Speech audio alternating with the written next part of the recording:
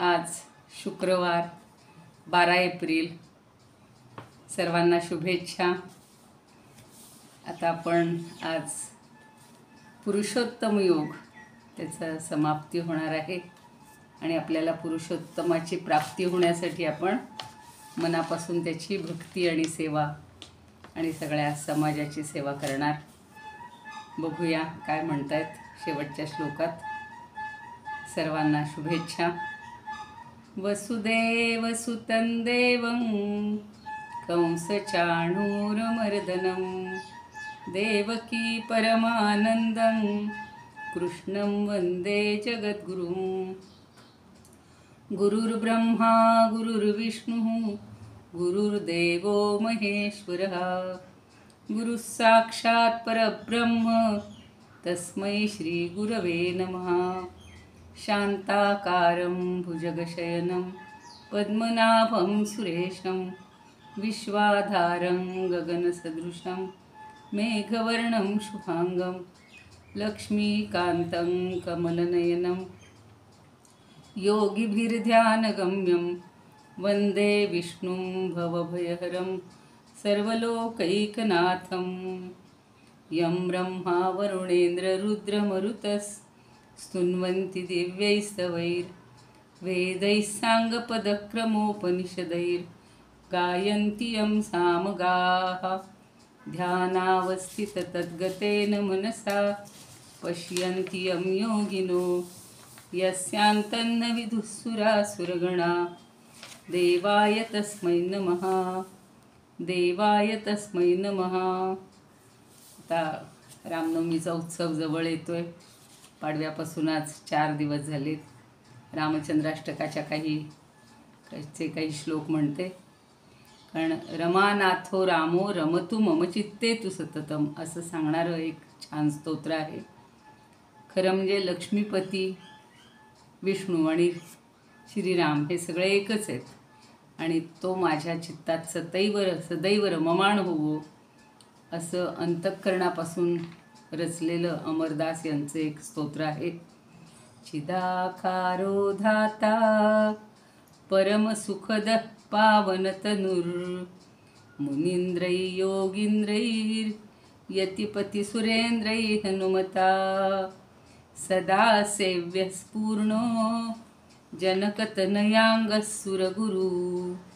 रमानाथो रामो रमतु मम चित्ते तु सततं मुकुन्दो गोविन्दो जनकतनया लालितपद पदं प्राप्ता यस्याधमकुलभवाचापि शबरी गिरातीतो गम्यो विमलधिषणैर्वेदवचसा.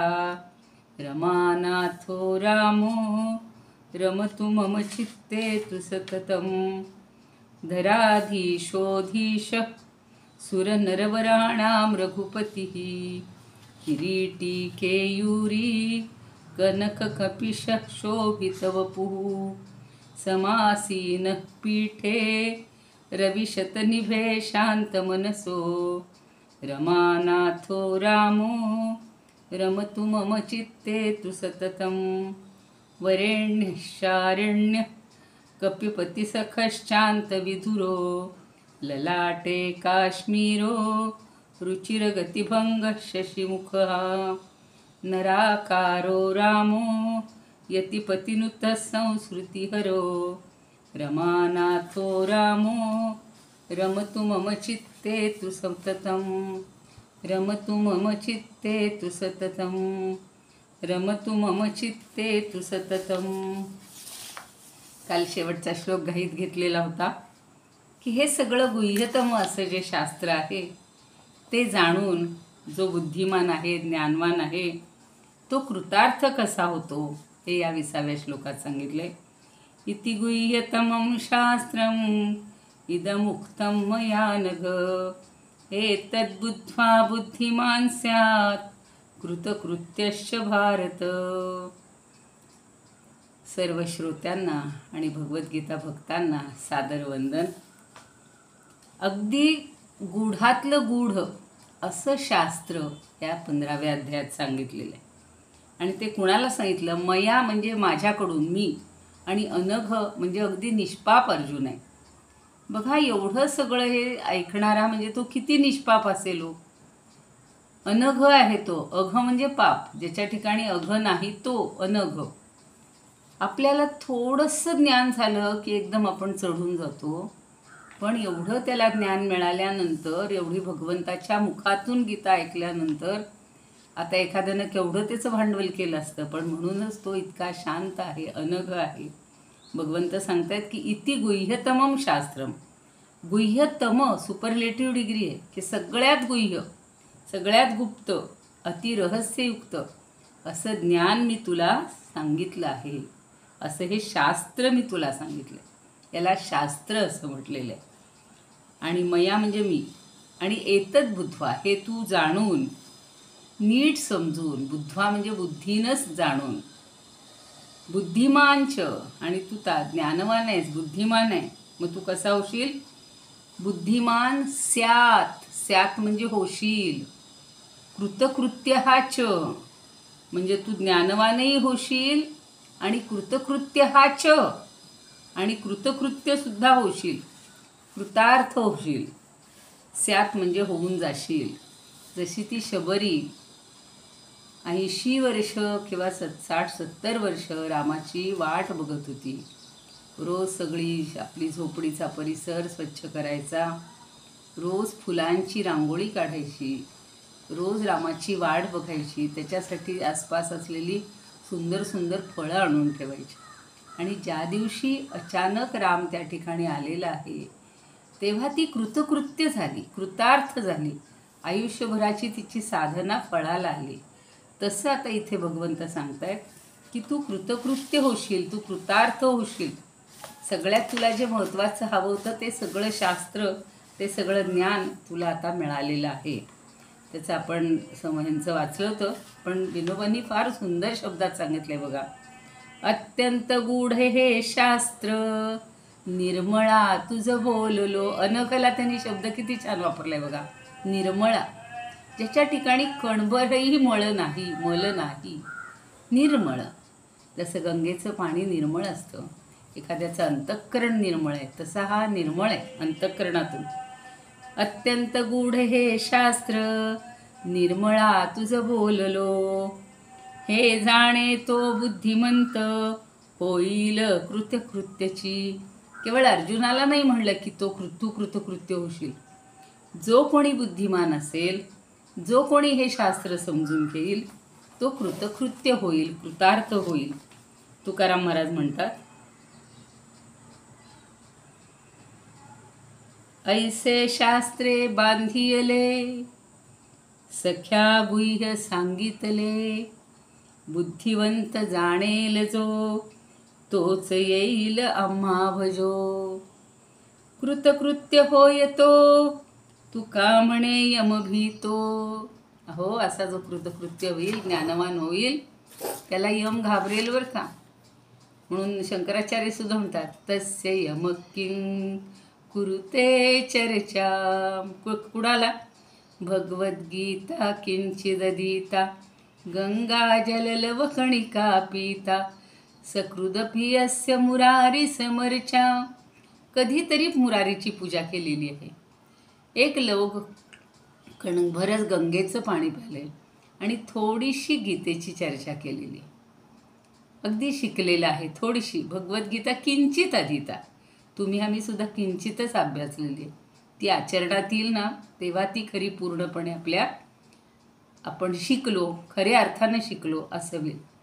तर तस्य यम किं कुरुते चर्चाम, हा श्लोक तर मला फार आवडतो, की त्याची यम चर्चाच करणार नाही ज्याने एवढ्या 3 गोष्टी केल्या आहेत. किंचित भगवद्गीता शिकली, किंचित कणभर जलाचं, गंगा जलाचं प्राशन केलं, आणि गंगा जल, आणि किंचित सज्जनांचीही सेवा केलेली आहे. तर अशा गोष्टी करणाऱ्याला यमाची भीती नसते. खरं म्हणजे आपण मागच्या वेळेला असं केलं होतं की ह्या शेवटच्या श्लोकाचे सगळे समश्लोकी पाहिजे, पण मला असं वाटतं की आजच्या मुहूर्तावर आपण 16व्याला पण प्रारंभ करूया. कीर्तने म्हणतात, निष्पापा तुझ लागी गुह्यतम मी हे शास्त्र जे बोलिले. निष्पापा तुझ लागी गुह्यतम मी हे शास्त्र जे बोलिले. आहे ते जगती हितप्रदसे सर्वाहुनी आगळे. आहे ते जगती हितप्रदसे सर्वांहुनी आगळे. हे सच्छास्त्र यथार्थ से समजता जो बुद्धिमान या जगी. होई तो कृतकृत्य हे समज की त्याला तुला ना कुणी. आता दुसरं काहीच उरणार नाही घेण्याजोगं. पुढे म्हणतात अनंत तनय. निगूढ अतिशास्त्र हे सकल बोधिले संगत संप्रती. निगूढ अतिशास्त्र हे सकल बोधिले संप्रती. मदीय नतभक्त जो दुरित मुक्त तू त्या प्रती. नतभक्त अगदी माझ्या चरणी नम्र झालेला आहे तो दुरित मुक्त. दुरित म्हणजे पाप. मदीय नतभक्त जो दुरित मुक्त तू त्या प्रती. तसा तू सुद्धा दुरित मुक्त झालेला आहेस. म्हणून अनघ शब्द आहे ना तो यांनी दुरितसाठी छान वापरलाय. जये सकल जाणिले विबुध तोची लोकीतरे. सुधन्य कृतकृत्य जो जगती कृत्य त्याला अनुरे. एकदा ज्ञान झालं ना की कृत्य उरतच नाही. तो त्याच्या पलीकडे जातो. आता काही करायचं आणि काही मिळवायचं आहे असं त्याला उरतच नाही ना.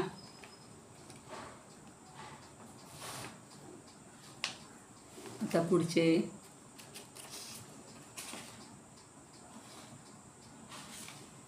अतिगुह्य शास्त्र तुझला अनघामी हे समग्र सांगितले. या जो जाणील तया ज्ञात्यावर कर्तव्य लेशही नुरले. हे जे जाणतोय त्याला आता कर्तव्य लेश लवलेश एवढंच सुद्धा उरलेलं नाही. खैर म्हणतात, जो पुण्यशील पार्था गुह्य असे योगशास्त्र ऐकेल. त्या योग बुद्धी लाभुनी चारही पुरुषार्थ साध्य होईल. चारही पुरुषार्थ आपल्या संस्कृतीचं एक वैशिष्ट्य आहे की उगाचच काहीतरी पापट पसारा मिळवायचाच नाही. तर 4 पुरुषार्थ या जन्माला येऊन प्राप्त करायचे. 4 कुठले? धर्म, अर्थ, काम आणि मोक्ष. धर्म म्हणजे आपला स्वधर्म. काम, एकदा आपला स्वधर्म पाळला की मग आपल्या ज्या काही इच्छा असतील, भगवंतालाच मिळवण्याची इच्छा असेल ती कामं, किंवा आपल्या ज्या काय म्हणूया आपण थोडंसं उपभोगाच्या ज्या गोष्टी असतील त्या मिळवायच्या. आणि त्याच्यासाठी अगोदर अर्थ म्हणजे धनसंपत्ती ही पण प्राप्त करायची. तुम्ही अगदीच अलिप्त तर हा असं म्हणतच नाही भगवद्गीता. काय कुठलेही संत सांगतात की आपल्या दैनंदिन जीवनासाठी आवश्यक आहे ते सगळं तुम्ही घेतलंच पाहिजे, पण त्याच्यामध्ये गुंतून राहायचं नाही. त्याच्यापासून अलिप्त राहायचं, विरक्त वृत्तीनं राहायचं, वैराग्य वृत्तीनं राहायचं. आणि कारण काय बघा, कितीही आपल्याला मिळालं ना तर माणसाला समाधान नाही आहे. पण खरंच आपण जर समाधान आहे तेवढ्यात मानलं तर कधीच असं दुःख होणार नाही.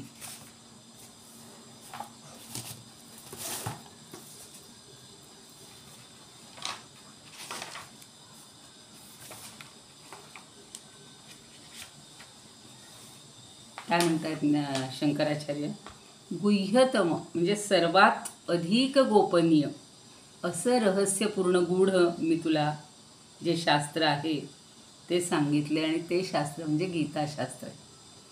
पण या ठिकाणी स्तुती करण्याच्या निमित्तानं या 15व्या अध्यायाला शास्त्र म्हटलेलं आहे. गीताशास्त्रमिदं गुह्यतमम शास्त्र म्हटलं. आत्तापर्यंत शास्त्र हा शब्द वापरलेला नव्हता, कारण 15व्या अध्यायालाच फक्त शास्त्र म्हणलेलं आहे. आणि यांनी आत्ता पाहिलं आपण, विनोबांनी पण छान सांगितलं, शास्त्र हा शब्द वापरला. तर गीताशास्त्राचा केवळ थोडक्यात परामर्श न घेता सगळ्या वेदांच्या अर्थाचा देखील मर्यादा कथन किंवा थोडक्यात कथन या अध्यायात केलेलं आहे. म्हणून गीतेमध्ये बघा 15व्यातला पहिला म्हणलं आहे, यस्तम वेद स वेदवित, म्हणजे हे गीताशास्त्र जो जाणेल तो खरा वेदवित. किंवा वेदैश्य सर्वैरहमेव वेद्यः, 15व्यातला 15 श्लोक, की सगळ्या वेदांमध्ये जाणण्यास काय आहे, तर मीच जाणण्याजोगा आहे. असं हे सगळं गोपनीय शास्त्र भगवंतांनी आपल्याला सांगितलं. आणि हे सांगण्याचा उद्देश काय, हे गोपनीय शास्त्र का सांगितलं, तर ते अतिशय अर्थाने पण युक्त आहे. आणि जो बुद्धिमान आहे तो कृतार्थ होतो, कृतकृत्य होतो. म्हणजे अन्य प्रकारानं असं होता येत नाही, इतकं गीतेचं महत्त्व सांगितलेलं आहे. आणि ज्यांनी जे करणं योग्य आहे ते सर्व त्यानं केलेलं आहे, त्याला कृतकृत्य म्हणतात. म्हणजे जगात कुठली गोष्ट किंवा आयुष्यात आल्यानंतर एखाद्या गोष्टीला मी नाही स्पर्श केला, तिकडे फिरकलोच नाही असं नाही. सगळ्या प्रकारचं ज्ञान त्यानं मिळवलेलं आहे. आणि श्रेष्ठ कुळात जन्म घेणारे ब्राह्मणांच्या मार्फत जे करण्यास उचित आहे ते भगवंताचं तत्त्व आहे आणि ते जाणून घेतलेलं आहे. दुसऱ्या कोणत्याही प्रकारे त्याची समाप्ती होत नाही. म्हणून 4थ्या अध्यायात म्हणलेलं आहे, सर्वं कर्माखिलं पार्थ ज्ञाने परिसमाप्यते. म्हणजे सगळ्या कर्मांचं समुदाय हा ज्ञानामध्ये समाप्त होत असतो. इथपर्यंत आपण कर्म कर्म कर्म सगळ्याचं महत्त्व सांगत आले, पण आता ज्ञानामध्ये त्याची परिणती झालेली आहे. म्हणून मनु म्हणतो मनुस्मृतीमध्ये, एतद्धि जन्म साफल्यम ब्राह्मणस्य विशेषतः प्राप्य इतत् कृतकृत्यो हि द्विजो भवति नान्यथा. म्हणजे विशेषतः ब्राह्मणाच्या जन्माची पूर्णता कशामध्ये आहे, तर ज्ञानप्राप्तीमुळं आहे. आणि जो ज्ञानप्राप्ती करतो तोच खऱ्या अर्थानं कृतार्थ होतो, दुसऱ्या कशानंही नाही. हे सगळं परमार्थ तत्त्व श्रवण केलं आहेस, तू श्रवण केलं आहेस, तुझं नशीब चांगलं आहे आणि म्हणून तू कृतार्थ झाला आहेस, असं भगवंत त्यास म्हणतात. काल आपण पुष्पिका म्हटलेली होती, पुन्हा एकदा म्हणूया. ओम तत्सदिति श्रीमद्भगवद्गीतासु उपनिषत्सु ब्रह्मविद्यायां योगशास्त्रे श्रीकृष्णार्जुनसंवादे पुरुषोत्तमयोगो नाम 15ोऽध्यायः. श्रीकृष्णार्पणमस्तु. शुभं भवतु. हरये नमः. हरये नमः. हरये नमः. कृष्णाय वासुदेवाय हरये परमात्मने प्रणतः क्लेशनाशाय गोविंदाय नमो नमः. आता एका अर्थानं आपण गीतेच्या एका टोकाला आलो आहोत. विनोबाजी म्हणतायत की 15व्या अध्यायात सगळ्या विचारांची परिपूर्णता झालेली आहे. 16वा आणि 17वा अध्याय हे परिशिष्ट रूप आहेत, म्हणजे जशी पुरवणी जोडतात की नाही एखाद्याची तसे आहेत. आणि 18व्यामध्ये सगळा उपसंहार आहे. म्हणून भगवंतांनी या अध्यायाचं अखेरीस शास्त्र म्हणलं. म्हणजे जे काही सांगायचं शास्त्र होतं, सगळं काही त्याचं महत्त्वाचं ज्ञान होतं ते इथं सांगितलं आहे. आणि म्हणून विनोबांनी शेवटच्या श्लोकाचं वर्णन करताना म्हणलं, अत्यंत गूढ हे शास्त्र निर्मळा तुझं बोललो. तर अत्यंत गूढ असं हे शास्त्र निर्मळ अशा तुला मी सांगितलेलं आहे. आणि बघा 13व्या अध्यायापासून आपल्याला देहापासून आत्मा हा अलग आहे आणि अलग करण्याची आवश्यकता वाटलेली आहे, पाहिलेली. सारखा आत्म्यावर किती 13व्यात तर खूप वेळा आलेलं आहे ते. 14व्यातही पुन्हा त्यासंबंधी सांगत सांगत त्रिगुणातीत व्हायचे, गुणातीत व्हायचे असं सांगितलेलं आहे. आणि रजोगुण आणि तमोगुण यांचा निग्रहानं त्याग करायचा. सत्व हे चांगलेलं आहे, सत्वामुळं आपण प्रगतीपथावर जातो. पण सत्वगुणामुळं जे सांगितलं होतं तिने अहंभाव वाढण्याची शक्यता आहे, त्याच्यापासून अलग राहायचे. म्हणजे आसक्ती जिंकायची सत्वगुण मिळवून त्याचा विकास करून. आणि जेवढी ज्या कर्मांची फळं आहेत त्या सगळ्यांचा त्याग करायचा. हे प्रयत्नपूर्वक करायचं म्हणून आपल्याला सांगितलेलं आहे. आणि शेवटी आत्मज्ञान हे भक्तीशिवाय शक्य नाही. ज्ञान हे भक्तीशिवाय लंगडं आहे असं कुठंतरी मी विधान ऐकले, मला ते फार पटले. आता भक्तिमार्ग म्हणजे काय हो? प्रयत्न मार्गाशिवाय वेगळा नाही आहे. भक्तीसुद्धा फक्त तुम्ही 4 अध्याय म्हणले, फक्त तुम्ही स्तोत्र म्हणली की भक्ती झाली नाही आहे. त्या भगवंताला पूर्ण आपल्यामध्ये एकरूप करून घ्यायचे, त्याच्याशी आपण एकरूप व्हायचे, तो आपल्यामध्येच आहे असं पाहायचे. आणि हे सुचवण्यासाठी या 15व्या अध्यायाच्या सुरुवातीला जे संसार वृक्षाचं आपल्याला रूपक केलेलं होतं. रूपक अर्थात ते कसं आहे, हा संसार वृक्ष कसा आहे, तर तो खरा नाहीच आहे. ह्या सगळ्या त्रिगुणांनी पोचलेल्या फांद्या यांनी वाढलेला तो वृक्ष आहे. पण असंग शस्त्रेण दृढेन चित्वा, अनासक्ती आणि वैराग्याच्या शस्त्रांनी त्याला तोडून टाकायचा असं सांगितलं. आणि हळूहळू आपण त्या 2 मार्गांचा, अनासक्तीचा आणि वैराग्याचा विचार करायला लागलो. आणि सत्वगुणाचं पोषण करायचं. ज्या विनाशक ज्या गोष्टी असेल, ज्याच्यामुळं नाश होतो, समाजाचा होतो, कुटुंबाचा होतो, आपल्या स्वतःचा होतो, त्या गोष्टी टाळायच्या. आणि विधायक म्हणजे ज्याच्यामुळं प्रगती होते, सगळ्यांचं काहीतरी कल्याण होतं, असा जो विधायक मार्ग आहे तो आपण करायचा. म्हणजे एकाच वेळेला आपण 2 गोष्टी करतो. गवत काढतो, तण काढून टाकतो आणि नंतर त्यात बीज पेरतो.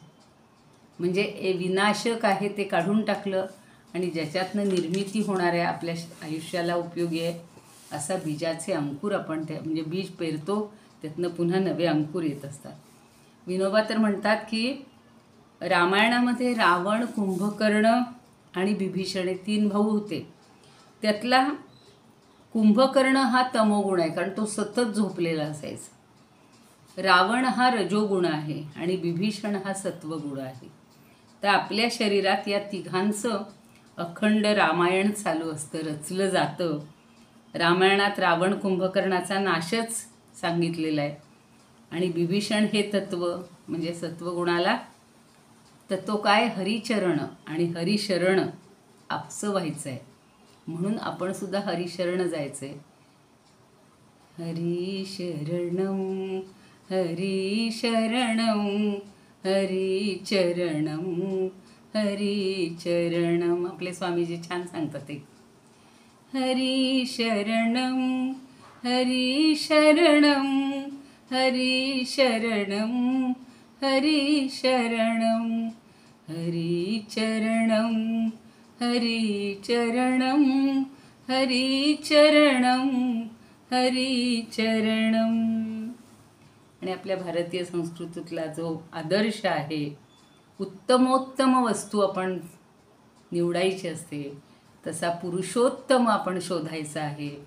क्षर अक्षर हे सगळं तात्पुरतं आहे. अक्षर त्यातले त्यात बरं आहे, पण त्याच्याही पलीकडे जाऊन उत्तम पुरुषस्तु अन्यः परमात्मा इति उदाहृतः यो लोकत्रयमाविश्य बिभर्ति अव्यय ईश्वरः. हे जे सगळं त्याचं वर्णन केलेलं आहे. म्हणून वेदांनी असं म्हणलेलं आहे, यो जागारतम रुचः कामयन्ते यो जागारतमुसा मानियन्ति. म्हणजे जो जागृत असतो, जो जागा असतो, त्याच्यावर वेद प्रेम करतात आणि त्याच्या भेटीसाठी ते येतात. सामानियांती, साम म्हणजे सामगीतं जी आहेत ती आपणहून त्याच्या भेटीला येतात. म्हणून ज्याच्याकडं ज्ञान येतं त्याच्याकडं भक्ती येते. प्रयत्न मार्गावरून भक्ती आणि ज्ञान हे वेगळे नाही. या दोन्ही गोष्टी आपल्याला एकाच वेळेला चालू ठेवायच्या आहेत. आणि आपण भक्तीनं आपला हा प्रयत्न असतो, हा सुकर होतो. बघा, कुठल्याही कार्यामध्ये आपल्याला यश येण्यासाठी फक्त भगवंताचं स्मरण करायचं, फक्त स्मरण करायचं. ओठानी आपण दुसरं काम काही करत राहा, ओठातून मनातून मनातून फक्त जरी काय श्रीराम असेल, हरी असेल, जे तुमचं दैवत असेल त्याचं नामस्मरण करा. म्हणजे आपल्याला त्याच्यात समाधान मिळतं आणि बरोबर यश हे चालून येतं. आपण जी साधना करतो ती भक्तिमार्गानं सुलभ होते. सगळ्यात सोपा आहे तसा भक्तिमार्ग, पण याचा अर्थ कर्म आणि आपले प्रयत्न सोडायचेच नाहीत असंच पुन्हा पुन्हा सांगतायत. हे विनोबांचींचा जो आश्रम होता पवनार आणि तिकडे, तर त्या आश्रमामध्ये लोक 4 तासाऐवजी 5 तास काम करायला मिळाले तर आनंद मानायचे. आणि आपल्याकडं काय म्हणतात, 4 तासाऐवजी 3 तास काम करायला मिळालं तर बरं आहे. तर हा अनुभव आपण ह्याच्यामध्ये घ्यायचा, कर्मामध्ये घ्यायचा. आणि त्यांनी एक अजून तत्त्व सांगितलं, ते मला फार आवडलं, की क्षर म्हणजे जे नाशवंत आहे ते फार उत्तम आहे, कारण त्यात नाविन्य आहे.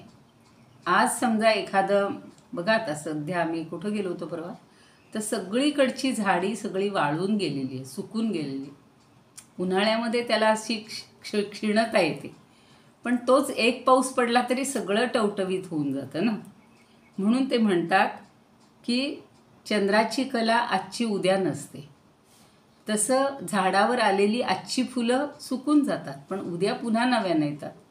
तर त्याच्यामध्ये नाविन्य हा जो एक भाग आहे, जरी क्षर म्हणजे नाशवंत असलं तरी नव्यानं पुन्हा त्याच्यामध्ये सगळं येत असतं. आणि हा सृष्टीचा नाशिवंतपणा हाच एका दृष्टीनं आपल्याला जीवनाला जगण्यासाठी नवी दृष्टी देतो. फार मला ती त्यांची आवडली कल्पना. ते असं म्हणतात की गावाला जर स्मशानच नसतं तर सगळीच माणसं तरुणांमध्ये राहिली असती, पण तसं नाही. म्हातारी माणसं किंवा जे काही कारण घडेल त्यामुळं मरण हे आवश्यकच आहे, पण त्याच्यानंतर पुन्हा नवजीवन, पुन्हा नवीन बाळांची निर्मिती, नवीन बाळं जन्माला येतात. आणि कधी कधी मलाही असंच वाटतं ना, एवढा आपण जन्मोत्सव साजरा करतो. आता रामाचा पुन्हा जन्मोत्सव, एवढी 5-6 वर्ष 1000 वर्ष झाली तरी आपण नव्यानं पुन्हा दरवर्षी त्याचं पाळणे गातो, पुन्हा गुढ्या उभारतोय, पुन्हा सगळं हे करतोय. म्हणजे ही एक चैतन्याचीच गोष्ट आहे आणि ते आपण नेहमी करायलाच पाहिजे. जसं डोकं तापल्याशिवाय नवीन आलेल्या पावसाचं पाणी अंगावर घ्यायला आवडत नाही. फक्तच तुम्ही तापत राहिलात तर काय उपयोग आहे. ते म्हणतात फक्त तुम्ही जीवनातला निसर्गातला आनंद न घेता फक्त हेच करत राहिलात, काय म्हणायचं, फक्तच ग्रंथ वाचत राहिलात, फक्त डोकं घरात घालून बसलात, नाही उपयोग. तुम्ही या सृष्टीतल्या सगळ्या सुखाचा दुःखाचा अनुभवच घ्यायला पाहिजे. आणि तो पुरुष म्हणजे तो परमात्मा म्हणजे मीच आहे, हा जेव्हा आपल्याला अनुभव येईल, ही जेव्हा आपल्याला दृष्टी येईल, मी अहमशून्य जेव्हा होईन, अहंकार रहित अहमशून्य हीच भक्ती आहे. जे तिथं मीपणा विसरूनच जायचं आहे. मी तूपणा हा नस आहे. मला तेवढं एक वाक्य तर फार आवडतं. सगळीकडे नेती नेती, ते तर म्हणतात चरख्यामध्ये सुद्धा परमेश्वर भरलेला आहे, चैतन्यमय आहे तो. कारण तो जर नसता, बघा ना, ही जर सगळी काम करण्याची साधनं नसती, महत्त्वाचं आपल्याला देहच मिळालेला नसता, तर त्या नुसत्या आत्म्याने काय केलं असतो. त्याला काहीतरी आलंबन मिळाले म्हणून ही सगळी पुढे त्याला प्रगती करायला केवायला आहे. म्हणून देव देऊळ परिवारू कीजे कोरुनी डोंगरू, तैसा भक्तीचा व्यवहारू कान होवावा. ज्ञानदेव अमृतानुभवात म्हणतात की एकच दगड आहे, तो पोखरला तर तिथंच दगडाचं मंदिर आहे, दगडातच त्याचं मंदिर आहे. त्या मंदिरात दगडाचाच कोरलेला देव आहे आणि देवासमोर दगडाचाच एक भक्त आहे. सगळं एकच आहे, फक्त ते बघण्याची दृष्टी पाहिजे. आणि त्या दगडातच कोरलेली फुलं आहेत. हे जसं सगळं दगडाच्याच लेण्यात करतात. काय पाहिली होती हळेबीडचं मंदिर, अवश्य जा तुम्ही सगळ्यांनी. एवढे कलाकार, किती 1000 प्रकारचे हत्ती कोरलेत, पण एक हत्ती दुसऱ्या हत्तीसारखा नाही. त्याचं कौतुक वेगळं आहे, त्याचं रूप वेगळं आहे. तर ही बाह्यसृष्टी, हे पूजाद्रव्य, हे सगळं निरनिराळं असून सुद्धा ते आत्मरूप का होणार नाही. होईल जेव्हा आपण त्याच्यामध्ये एकरूप होऊ, त्यावेळेला होऊ. आणि हा पुरुषोत्तम योग आहे. सेवक, स्वामी, सेवाद्रव्य हे सगळं एकच आहे. म्हणून शंकराचार्यांनी शिवमानस पूजा रचलेली आहे बघा, ती फार सुंदर आहे. रत्नई कल्पितमासनम हिमजले स्नानंच दिव्यांबरम, सगळं एकच आहे. आणायची वेगळी गरजच नाही. तू मी हा सगळा भगवंत एकच आहे. पूजाद्रव्यही तूच आहे, पूजाद्रव्यही मीच आहे, पूजा करणाराही मीच आहे, करून घेणाराही मीच आहे. म्हणजे तो भगवंत आणि आपण वेगळे नाही आहेत असं समजूया. आणि आता 16व्या अध्यायाकडे आपल्याला वाटचाल करायची आहे. हा पुरुषोत्तम योग भगवंतांनी आपल्याला ज्ञानाचा वारसा दिला, अर्जुनाकडे दिला, तो आपल्यापर्यंत आलेला आहे. असं म्हणतात बघा, आई वडील म्हातारे झाले की सगळी धनदौलत आपल्या मुलाला देतात आणि बाप रिकामा होतो आणि तो मुला सांगतो की बाबा रे, या पैशावर लोकांचा डोळा आहे बरं का. चोर दरोडेखोर असतात, लुटारू असतात, फसवे असतात, तेव्हा त्यांच्यापासून तुला सांभाळायचे. कोणते लोक जवळ करायचे, कोणते लोक दूर करायचे हे तुला कळलं पाहिजे. मग तो लोकांचे सगळे नमुने सांगतो की कोण कोण कसे वाटेत भेटत असतात. म्हणून 9व्या अध्यायात लोकांचा ओझरता उल्लेख केला आणि सविस्तर खुलासा केला गेला नाही. ही गोष्ट अपुरी राहू नये म्हणून भगवंतांनी हा 15वा अध्याय पुन्हा सगळा विस्तृतपणे सांगितला. या संसाराचं चित्र उभं केलं, एवढं मोठं वृक्षरूपानं केलं आणि आपल्याला ते सगळं समजावून दिलेलं आहे. तेव्हा आता आपण या पुरुषोत्तम योगाला, पुरुषोत्तमाला पुन्हा एकदा वंदन करूया आणि 16व्याची फक्त सुरुवात करू की आपल्यामध्ये जे जे काही कमी असेल ते आता आपल्याला मिळवायचे. आणि नेहमी स्वतःची एक यादी करायची की माझ्याकडं दैवी गुण किती आहेत आणि माझ्याकडं असुर म्हणजे दैत्यांचे की असुरांचे गुण म्हणताच येणार नाही, ते दुर्गुण आहेत, तर ते माझ्याकडे किती आहेत. अशी सगळी दैवी संपत्ती आता आपल्याला अनुभवायची आहे, पाहायची आहे. तिची आज फक्त सुरुवात करू. मागच्या वेळेला जसं केलं होतं तसा एक श्लोक फक्त आज त्याची सुरुवात आणि बाकीचं सगळं आपण सोमवारपासून घेऊया. सोमवारी कदाचित मी प्रवासात असेन, तर त्यात जर काही बदल झाला तर तुम्हाला कळवी. बदल नसेल तर आपण त्यावेळपर्यंत तो वर्ग घेऊया. आणि नाहीतर मग मी दादांना म्हणणार आहे की उद्या घ्यायचा का, म्हणजे मग सोमवारी प्रवासातला हा नाही तर असं दुपारी घ्यावं लागेल तिकडे पोहोचल्यावर. ओम श्री परमात्मने नमः. अथ षोडशोऽध्यायः. श्रीभगवानुवाच. अभयं सत्त्वसंशुद्धिर्ज्ञानयोगव्यवस्थितिः दानन्दमश्च यज्ञश्च स्वाध्यायस्तपार्जवम्. सगळे दैवी गुण सांगतायत. अभयम, भीतीचा अभाव, भयाचा अभाव. सत्वसंशुद्धीही म्हणजे अंतःकरणाची पूर्ण निर्मलता. ज्ञान योग व्यवस्थितीही, ज्ञान म्हणजे सगळं तत्त्वज्ञान आणि योग म्हणजे ध्यानयोग. याच्यासाठी व्यवस्थितीही म्हणजे आपली दृढ अशी स्थिती, स्थिर राहणं. परमात्मस्वरूप जाणून घेण्यासाठी, त्याच्याशी एकरूप होण्यासाठी ध्यानाची अखंड स्थिती. ते ध्यानापासून विचलित न होणं याला ज्ञानयोग व्यवस्थिती म्हणले. दानम, दान. दम, इंद्रियांचं दमन. यज्ञ, आपण यज्ञाचा तर खूप आत्ता पाहिलेला आहे.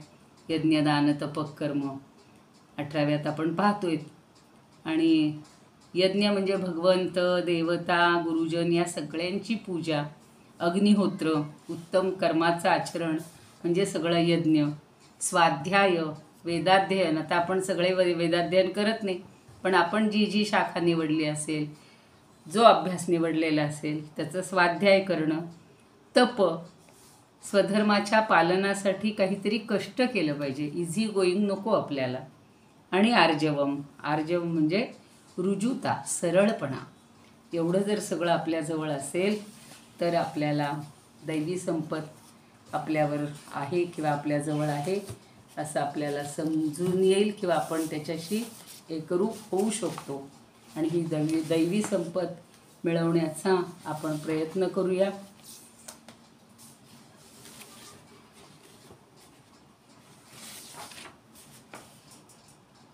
26 गुण सांगितलेले आहेत. त्यातले या पहिल्या श्लोकामध्ये किती आलेत ते बघा. निर्भयत्व, मनःशुद्धी, योगज्ञानी सुनिश्चय, यज्ञनिग्रह दातृत्व, स्वाध्याय रुजुता तप. तुकाराम म्हणतात, एके गुणवंता किरीटी, दैवे फळ दिल्या हाटी, गुण उत्तम धरिजे, सत्वशुद्धी भय त्यागिजे. तू भय त्या सत्वशुद्धी लक्षात घे. ज्ञान यात थोरपणे, दानदम याग करणे, तपशास्त्र वाकुडा, तोची तुकडा सौंगडा, तोची तुकया सौंगडा. सौंगडी म्हणले त्यांनी. आता वामन पंडित म्हणतात, सत्वशुद्धी भयत्याग, ज्ञानयोगात धारणे, दानही दमही यज्ञ, तपशास्त्र अवक्रता. रुजुताला अवक्रता, वाकडेपणा कुठंच नको, सरळ वागणं हे आपल्याला अपेक्षित आहे. उद्धव चितघन म्हणतात, पंचदशा पर्यंतागता, हरिज्ञान कथोनी उगाची न राहे, संपत्ती दैवी दुजी असुरी, नवमी कथिलीच पुन्हा कथित. हे 9व्यात सांगितले ना थोडं. निर्भय अद्वयता स्थिर बुद्धीस, वृत्तीस आत्मस्वभावची राहे, दानदमी मन यज्ञ विचारण, स्वस्वरूपी तप आर्जव पाहे. त्यांची मोठी आहे रचना. पुन्हा एकदा म्हणूया, भेटूयात आता पुढच्या ह्याला. योगेशं सच्चिदानंदं, वासुदेवं व्रजप्रियं, धर्मसंस्थापकं वीरं, कृष्णं वन्दे जगद्गुरुं. कृष्णाय वासुदेवाय हरये परमात्मने, प्रणतः क्लेशनाशाय गोविंदाय नमो नमः. ओम पूर्णमद पूर्णमिदं पूर्णात् पूर्णमुदच्यते, पूर्णस्य पूर्णमादाय पूर्णमेवावशिष्यते. ओम शांति शांति शांति. जय श्री कृष्ण.